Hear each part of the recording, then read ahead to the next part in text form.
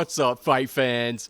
The UFC has put together an absolutely stacked fight night card for this week, headlined by none other than Rose Namajunas and Tracy Cortez, with a co-main event of Santiago Ponzinibbio and the corpse of Muslim Salikov. How could you miss this card? I'm going to go through every single banger fight on this card and give my prediction and breakdown for how I think that fight is going to go, starting with the very first fight on this stacked card, Montel Jackson versus Damon Blackshear. No, but seriously, this is actually one of the fights I'm looking forward to the most. It's funny, the three fights I'm looking forward to on this card are all on the prelims. This is one of them. I think this is a great fight. The overwhelming majority of Tapology is picking Montel Jackson, and I get why. He's very dangerous on the feet, very dangerous counter striker. 80% of people are picking Montel Jackson to the 20% of Damon Blackshear. And I'm going to be honest, I think Damon Blackshear is going to win this fight. I'm going to pick Damon Blackshear to get it done, and let me tell you why. Montel Jackson is a very dangerous striker, absolutely. An elite counter puncher with knockout power. However, Montel Jackson was taken down and held down multiple times by JP Bays. Montel Jackson was in a little bit of trouble on the ground with Ronnie Yaya.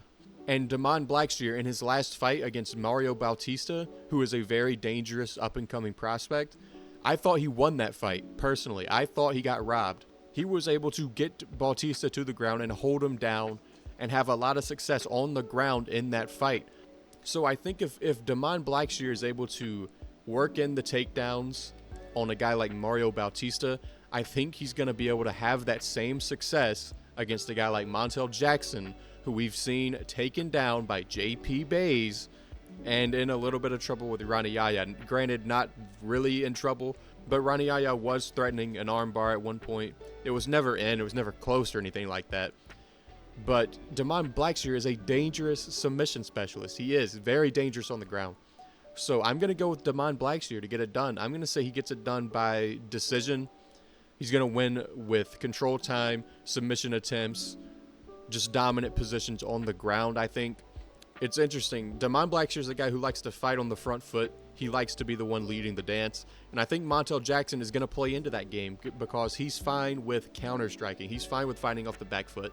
I think he will let Damon Blackshear kind of walk him down. And Montel Jackson's going to be the one on the outside kind of circling around while Damon Blackshear kind of cuts him off. So yeah, I'm going to say Damon Blackshear is able to get it done. I'm going to say he's able to get down Montel Jackson. Maybe he gets a submission. But I'm going to go with decision for Damon Blackshear.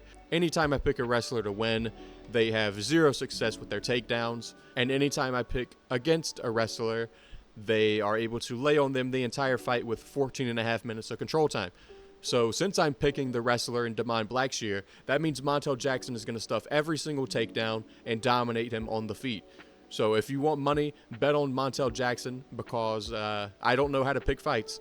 But I'm going to go Damon Blackshear. I think he's got all the tools to get this one done. But I'm excited to see that one. I think that should be a good fight.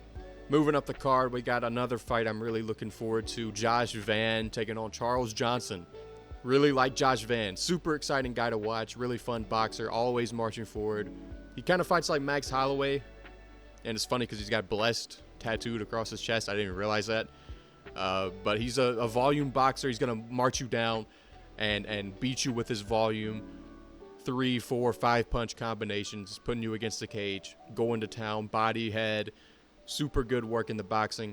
Really young too. He's only 23 years old. Charles Johnson is a tricky guy, man. He's a veteran, tough guy to beat, coming off a win over Jake Hadley. But I am gonna go Josh Van. I think Josh Van gets this one done. I think he's just too good, man. He's too good in the striking. I think he's gonna wear on Charles Johnson. He's going to constantly be walking him down. The body shots of Josh Van, I think, are going to really impact Charles Johnson, really start to slow him down. I could see Charles Johnson having success in round 1. Josh Van is kind of a slow starter. Not like Chito Vera slow starter, not that slow. But he does take a while to get going. And we've seen Josh Van get dropped before. So Charles Johnson could put him away. But Josh Van, he has really good recovery. He gets dropped and he's right back up. He's not wobbly. He's not out of it. Really good recovery. So I think even if he gets in trouble in that first round, I think he can survive and really put a pace on Charles Johnson in the later rounds. So I'm going to go Josh Van to get this one done. I'm going to say he gets it done by decision, 30-27, maybe 29-28. But yeah, I think Josh Van should get this one done. Really excited to watch him fight. Love watching Josh Van fight. This should be another good one. Moving up the card, we got Josh Fremd taking on Andre Petroski. This is a very tough fight to call. Very tough. You know, Andre Petroski, he's coming off that bizarre loss to Jacob Malkoun, where he knocked himself out shooting a takedown. Very, very bizarre. And Josh Fremd coming off a KO loss to Roman Kopylov from a liver shot. I'm going to try to speed it up a little bit. We're already like 7 minutes into the video. Josh Fremd, I think, is a little quicker on the feet. Andre Petroski, he's got power, but he's always looking for the home run shot, always swinging overhands. He's not really setting anything up. I think Josh Fremd's a little quicker. I think he can beat him with the jab. Petroski does not check leg kicks. I think the calf kicks are going to be a big factor for Josh Fremd. I think he can chew up that leg of Petroski and maybe find a finish. I mean, Andre Petroski, we're talking about a guy who literally knocked himself out shooting a fucking takedown. He KO'd himself. So I'm going to lean towards Josh Fremd. Like, I can't pick the guy who KO'd himself shooting a takedown. Question in the chin. Josh Fremd, again, a little quicker. I like the leg kicks, like the jab. I think he's going to avoid the big power shots of Andre Petroski and get this one done by decision. Next fight, really don't fucking care, but Luana Santos is taking on Maria Agapova. I'm going to pick Luana Santos. Maria Agapova has gotten submitted in her last 2 fights. Luana Santos, I think she's going to choke her out. I'm going to go Luana Santos to win this one by second round submission. Now, this is a good one. This is the last fight I really care about, in all honesty. Drew Dober taking on John Silva. John Silva just stepped in on short notice to take on Drew Dober. John Silva just fought Charles Jourdain, like on the last pay-per-view card, 303, and he's stepping in on short notice to take on Drew Dober. This is a tough fight to call. I'm interested to see the odds or what people on Tapology are picking. All right, Tapology does not have picks in yet, so I don't know who's picking who. I don't know the odds. I would imagine Drew Dober's probably a favorite. Just short notice for Gene Silva. But these are 2 guys that are going to throw down on the feet. John Silva, insane power in his hands. We just saw that the first man to finish Charles Jourdain. Drew Dober, also very powerful. He was battering Renato Moicano on the feet, but he lost that fight on control time. Knocked out Bobby Green, knocked out Ricky Glenn. But we've seen Drew Dober hurt. Terrence McKinney dropped him early. Eventually went on to lose that fight after he kind of gassed out trying to finish Drew Dober. But we've seen Drew Dober dropped and hurt. And Gene Silva has the power to drop and hurt you. So this is interesting. I might pick Gene Silva. He might just be like the main character. You know? He might just have plot armor. Stepping in on short notice against a guy just outside the rankings after just fighting like 2 weeks ago. You know what? Fuck it. I'm going to go John Silva. Fuck it. I think he's going to get it done.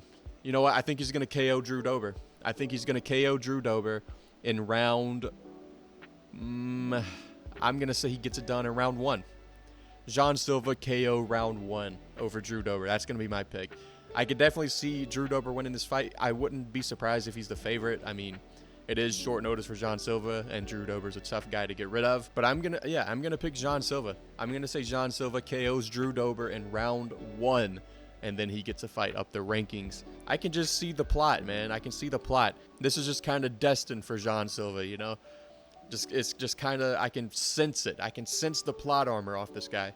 So he's going to go out there and KO Drew Dober. I can just sense it.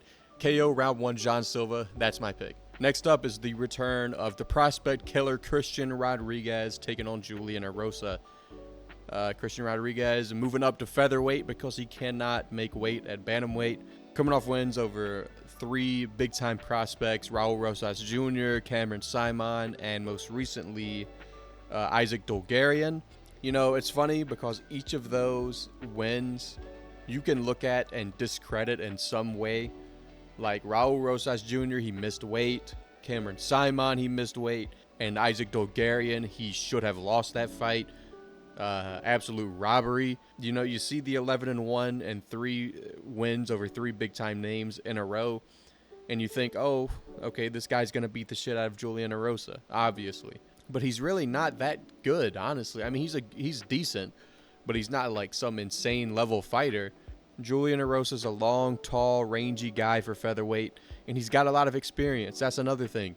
Christian Rodriguez is coming off 3 wins in a row against young prospects who don't have a lot of experience in the cage. They will make mistakes. They will gas themselves out like Raul Rosas Jr. or Isaac Dogarian, you know? So Julian Arosa, he's not going to make those rookie mistakes like that. So this is a tough fight to pick. I really want to pick Julian Arosa because Christian Rodriguez, he's not some guy with insane power.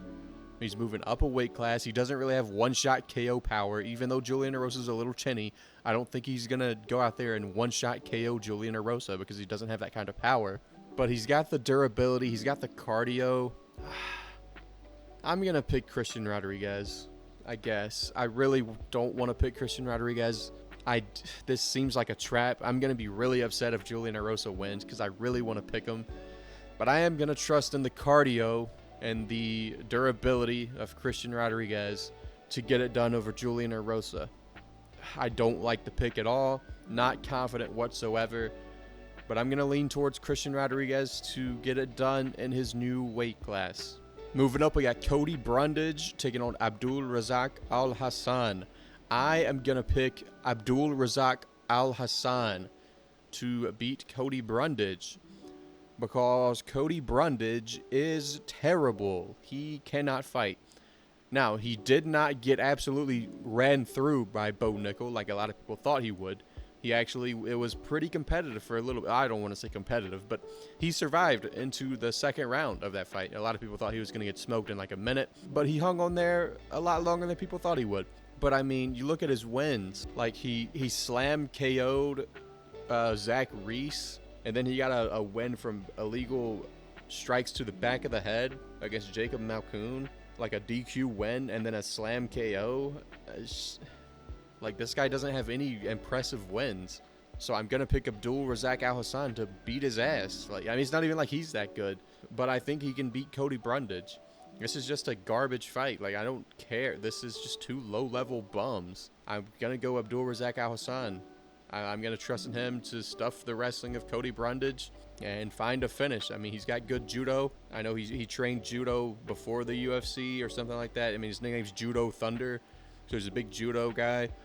But in the UFC, he's turned more into a striker. But he's very good at judo, so I think he's got that on his side as well. So I'm going to go Abdul Razak Alhassan because I just think he is infinitely more talented than Cody Brundage is. I'm going to go with Abdul Razak Alhassan to get it done by, let's say, second round TKO. Moving up to the feature fight on the card, Gabriel Bonfim versus Angelusa.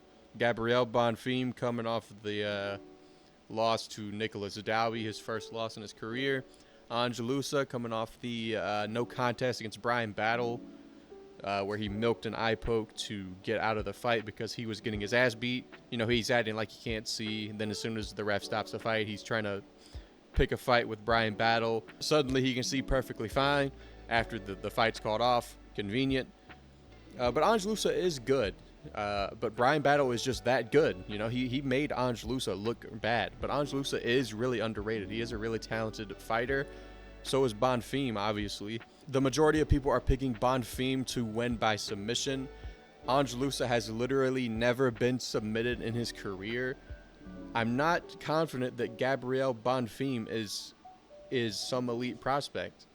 I mean, he just got fraud checked by Nicholas Dowie. Can he go out there and submit a guy who has never been submitted before? It's tough. It really is. But I'm gonna trust in Bonfim to get it done. I don't think he finishes Angelusa, but I think he's able to control him. I think he's gonna win a stinker, boring fight by decision, 30-27, where he just wins off control time. Never able to find the finish on Angelusa, but I think he'll get it done in the feature fight. Next up, the co-main event. Yes, the co-main event of a fight night in 2024. We have Santiago Ponzinibbio versus the dead body of Muslim Salikov. Yes, this is a co-main event of a fight night in 2024. I'm going to pick Santiago Ponzinibbio to KO Muslim Salikov because he is 40 years old and just got KO'd in his last fight by Randy Brown, where, yes, Randy Brown is a long, rangy, powerful striker, but it's not even like he really landed a super clean shot on Muslim Salikov. He just barely grazed his chin, and Salikov just collapsed and died in the cage. So Salikov has nothing left. He is pushing 41 years of age. Santiago Ponzinibbio, he's no spring chicken himself. Do people say, is that what they say? Spring chicken? I don't know. He's not young either. He's like 38. So it's, I'm picking Ponzinibbio to win by KO. I'm not talking about this fight. Why is this a co-main event? I don't know. I'm picking Ponzinibbio by round 1 KO. Lastly, we finally made it. The main event, absolute banger between Rose Namajunas and Tracy Cortez. I cannot wait for this fight. I'm going to pick Rose Namajunas to beat Tracy Cortez. Let me think of a reason why. Short notice. Tracy Cortez is coming in on short notice, but she was in camp. She had a fight next week, July 20th. So she was in camp. It's not like she's going to be out of shape. What else? I think Rose Namajunas is going to have more volume. I think she's going to throw more. The fight's at elevation in Denver. Rose Namajunas trains at elevation. Tracy Cortez does not. I think Rose Namajunas is going to have better cardio in the later rounds. I think she is going to put the pressure on Tracy Cortez, who's going to be gassed out going into rounds 3, 4, 5 because the fight's at elevation. We always see people gas out when we're in Salt Lake City or any of these events that are at elevation. But Rose Namajunas trains at elevation. Her body is more acclimated to the elevation. I think that plays a big factor, especially Tracy Cortez coming in on short notice and fighting at elevation. The cardio, I'm not sure it's going to be there. So I'm going to trust in Rose Namajunas to get it done with her volume in the later rounds on a gassed out and tired Tracy Cortez. And that'll do it for UFC Fight Night Denver, Namajunas versus Cortez. Man, this was an incredible card to break down and predict. It's probably going to be even better to watch, I'm sure. I can't wait to watch this incredible card this weekend. Let me know who you guys think is going to win, Rose Namajunas or Tracy Cortez. Who do you have in all these other fights? Interested to see what you think.